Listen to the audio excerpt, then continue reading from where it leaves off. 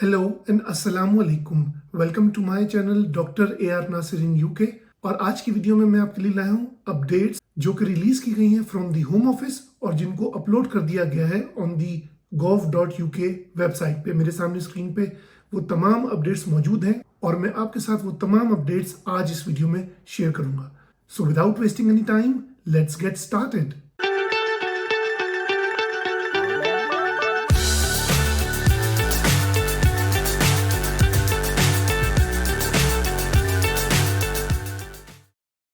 Welcome back everyone. वो लोग जो इस चैनल को पहली बार आज ज्वाइन कर रहे हैं उनको मैं बताता चलूं कि my name is doctor Abdurrahman Nasir और मैं यूके में सीनियर लेक्चरर के तौर पर एक पब्लिक सेक्टर यूनिवर्सिटी में काम करता हूं। And I came to UK on a global talent visa और मुझे मेरे फैमिली मेंबर्स ने भी ज्वाइन किया है एज डिपेंडेंट मेंबर्स। इस चैनल के जरिए मैं आपके लिए लाऊंगा वो तमाम अपडेट्स जिनको जानकर आप यूके इमिग्रेट हो सकते हैं and once you are here then आप अपनी लाइफ को सेटल भी कर सकते हैं इन यूके।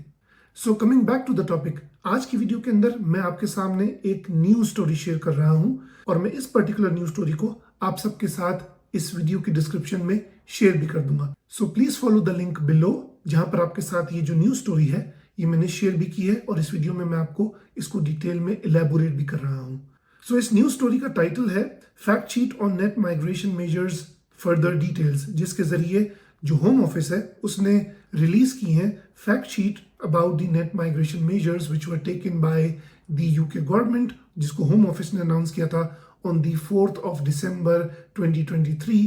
सो आज जिस न्यूज स्टोरी को हम डिस्कस कर रहे हैं वो बहुत रिसेंटली अवेलेबल हुई है ऑन द वेबसाइट, बहुत रिसेंटली उसको अपलोड किया गया है। उसके अंदर क्या कहा गया है, लेट्स डिस्कस।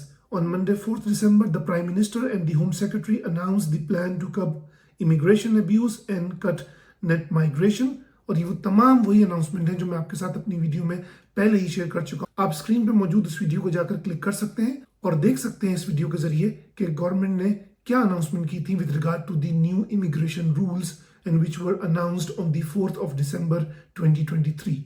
इसके साथ साथ मैंने आपके साथ दो वीडियोस और भी शेयर की हैं, जिसमें से एक वीडियो के अंदर जो कि आप स्क्रीन पे देख सकते हैं मैंने कुछ क्वेश्चंस को डिस्कस किया है जो कि पैदा हुए थे after the announcement made by the government. और दूसरी वीडियो के अंदर मैंने आपके साथ वो लेटेस्ट अपडेट शेयर की थी जिसके जरिए गवर्नमेंट ने अपनी स्ट्रेटेजी को रिवर्ट बैक किया है और गवर्नमेंट ने जो सैलरी थ्रेशोल्ड अनाउंस किया था for the UK spouse visa वो मैंने आपके साथ दूसरी वीडियो में शेयर किया है। तो ये जो करंट न्यूज स्टोरी है इसके जरिए होम ऑफिस ने हमें बताया है कुछ details which were actually the elaborations of the previously announced rules जो गवर्नमेंट ने अनाउंस की थी on the 4th of December 2023। So आइए देखते हैं। पहला जो सब्जेक्ट एरिया है जो ये न्यूज स्टोरी कवर कर रही है that is regarding the carer and senior carers. उसके अंदर बताया गया है कि these changes will be introduce as soon as possible in the new year. और जानते हैं वो कौन कौन सी चेंजेस हैं कि care workers and senior care workers already in the route will be able to remain with their dependents including extending, changing employer and settlement।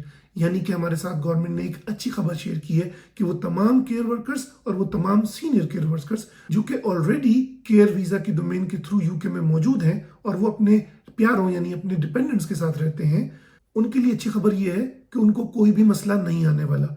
Even अगर वो अपना एम्प्लॉयर भी चेंज करते हैं इन दी केयर डोमेन तब भी उनको कोई मसला नहीं आने वाला और उनके डिपेंडेंट्स भी उनके साथ रहेंगे।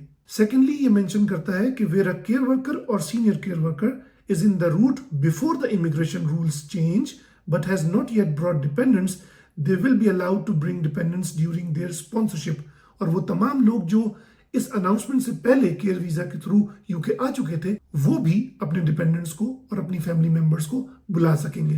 It is further stated that the individuals who are in the UK on any other route including where that route permits dependants who switch into the care visa as a care worker or senior care worker after this date will not be able to stay with their dependents, which means कि वो तमाम individuals जो UK में मौजूद हैं other than the care visa route और care sector के अंदर आ जाएंगे तो उनके लिए बुरी खबर ये है कि वो अपने डिपेंडेंट्स के साथ नहीं रह सकेंगे। इसके साथ साथ ये न्यूज स्टोरी कहती है कि care providers who are sponsoring workers in exclusively non regulated activities before the rules changes should be able to continue to sponsor these workers including for extensions to their visas on those terms but not hire new ones. यानी कि वो तमाम care providers जिन्होंने sponsor किया हुआ था care workers को in exclusively non regulated activities before the rules change, इस अनाउंसमेंट से पहले, should continue to be able to sponsor these workers. वो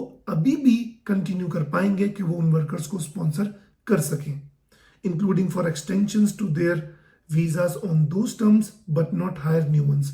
और वो उनको एक्सटेंशन दे सकेंगे लेकिन वो किसी नए वर्कर को हायर नहीं कर पाएंगे। साथ ही साथ जो दूसरा हेड है जो इस न्यूज स्टोरी के थ्रू हमारे साथ होम ऑफिस ने शेयर किया है वो है about the salary threshold.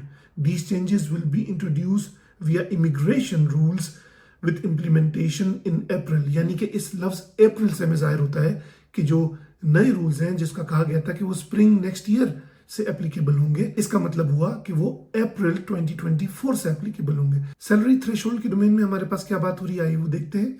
Those already in skilled worker route before the immigration rules changes should be exempt from the new median salary levels with their change sponsor, extend or settle। यानी कि वो तमाम skill workers जो पहले से UK में मौजूद हैं they will be exempt from the new rules, वो इन रूल से exempt होंगे, and from the new median salary levels when they change sponsors। यानी कि जो नए मीडियन सैलरी लेवल्स गवर्नमेंट ने डिफाइन किए हैं ऑफ 29,000 उससे वो एग्जेम्प्ट रहेंगे। when they change sponsored, extend और settle, यानी कि अगर वो स्पॉन्सर को भी चेंज करें, अपने वीजे को एक्सटेंड भी करवाएं या सेटलमेंट की तरफ भी आगे बढ़ें through ILR which is indefinite leave to remain। अगला है जिसकी बात कर रही है ये न्यूज स्टोरी वो है इमिग्रेशन सैलरी लिस्ट और इट इज मेंशन कि we will commission the migration advisory committee in January। तो यानी migration advisory committee will somehow operate in January and the shortage occupation list will be renamed the immigration salary list. वो list जिसका पहले नाम था shortage occupation list, जिसके अंदर हमारे पास वो ऑक्यूपेशन थी जिसके अंदर सैलरी थ्रेशोल्ड के अंदर 20% डिस्काउंट होता था, अब उसका नाम हो जाएगा इमिग्रेशन सैलरी लिस्ट और उस डिस्काउंट को भी खत्म कर दिया जाएगा। और साथ ही साथ मेंशन है कि the migration advisory committee will advise on which of the current shortage occupation list occupations should remain on the list in line with the new salary threshold। और साथ ही साथ ये भी बताया जाएगा from the migration advisory committee कि कौन कौन से occupations अभी भी पार्ट रहेंगे for the shortage occupation list, जिसका नया नाम हो जाएगा हमारे पास immigration salary list। और it is also mentioned that the current shortage occupation list will remain in place until the new salary thresholds are put in place in late spring। यानी कि जब तक स्प्रिंग में जब तक वो नए रूल्स एप्लीकेबल नहीं हो जाते ये जो शॉर्टेज ऑक्यूपेशन लिस्ट है ये एज इट इज एप्लीकेबल रहेगी। आगे बढ़ते हैं towards the second last head जिसका नाम है फैमिली माइग्रेशन मिनिमम इनकम। उसमें कहा जा रहा है कि those who already have a family visa within the 5-year partner route और who apply before the minimum income threshold is raised will continue to have their applications assessed against the current income requirements and will not be required to meet the increased threshold। यानी कि वो तमाम लोग जिनके पास पहले से family visa है और जो 5-year रूट के थ्रू आए हैं जिसमें 5 ईयर के बाद वो सेटल स्टेटस हासिल कर पाएंगे, और साथ ही साथ वो लोग भी who apply before the minimum income threshold is raised, यानी कि वो लोग जो कि 4 दिसंबर 2023 से पहले अप्लाई कर चुके थे, they will continue to have their applications assessed against the current income requirements।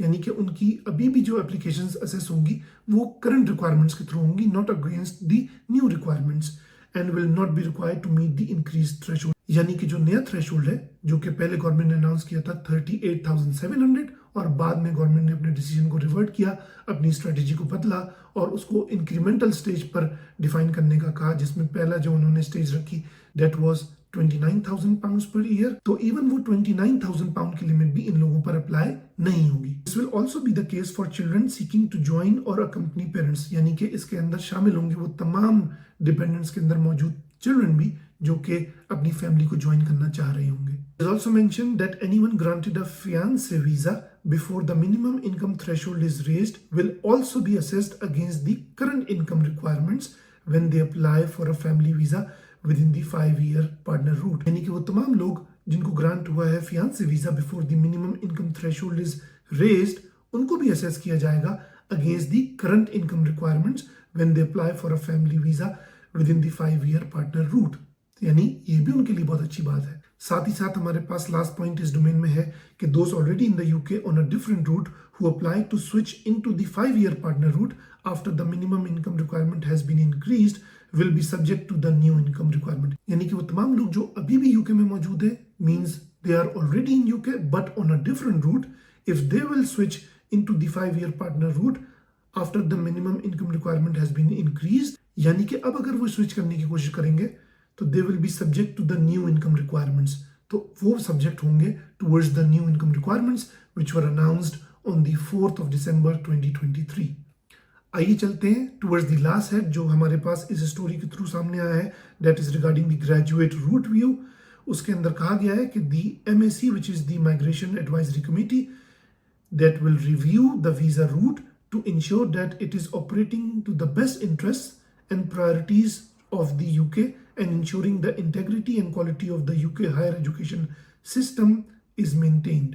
इस पॉइंट के जरिए हमसे कहा गया है कि द माइग्रेशन एडवाइजरी कमेटी जो है that will ensure that the graduate route is operating in the best interests and priorities of the UK, यानी कि ये इस तरह से उसको जांचेगी या असेस करेगी ग्रेजुएट वीजा रूट को कि वो यूके के बेस्ट इंटरेस्ट में हो।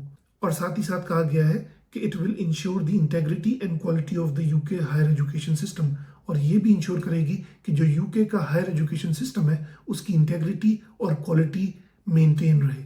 लास्टली इट इज मेंशन्ड कि we will commission the migration advisory committee in January and we expect their work to continue until late 2024। और उन्होंने कहा है कि जो माइग्रेशन एडवाइजरी कमेटी है it will start commissioning in January and it is expected कि वो अपना जो तमाम टास्क है वो लेट 2024 तक पूरा कर लेगी, विच मीन्स के वो तमाम लोग जो स्टूडेंट्स वीजा पे आने का सोच रहे हैं उनके लिए अच्छी खबर ये है कि there will be no changes expected until the late 2024। आज की वीडियो में इतना ही। आई होप कि आपको आज की वीडियो पसंद आई होगी क्योंकि मैंने आपसे शेयर की हैं वो लेटेस्ट अपडेट्स जो होम ऑफिस ने थ्रू gov.uk वेबसाइट के थ्रू शेयर की थी, और मैंने आपको इस वीडियो के थ्रू वो तमाम अपडेट्स को इलेबोरेट भी किया है। एंड आई होप कि आपको सब समझ में आ भी गया होगा और आप उसके हिसाब से अपना होमवर्क करना स्टार्ट भी कर देंगे। हमेशा की तरह आपसे रिक्वेस्ट होगी कि प्लीज़ इस वीडियो को लाइक कर दीजिए, इस चैनल को सब्सक्राइब कर दीजिए ताकि आपके पास लेटेस्ट अपडेट्स आती रहें, और इस वीडियो को अपने सर्कल में भी शेयर कर दीजिए ताकि वो तमाम लोग जो इमिग्रेशन रूल्स के हवाले से लेटेस्ट अपडेट्स हासिल करना चाहते हैं वो इस वीडियो को देख सकें और उनके पास ये लेटेस्ट अपडेट्स पहुंच जाए। मिलते हैं अगली किसी इंफॉर्मेटिव वीडियो के साथ। अपना बहुत ख्याल रखिए। अस्सलाम वालेकुम। May peace be upon you.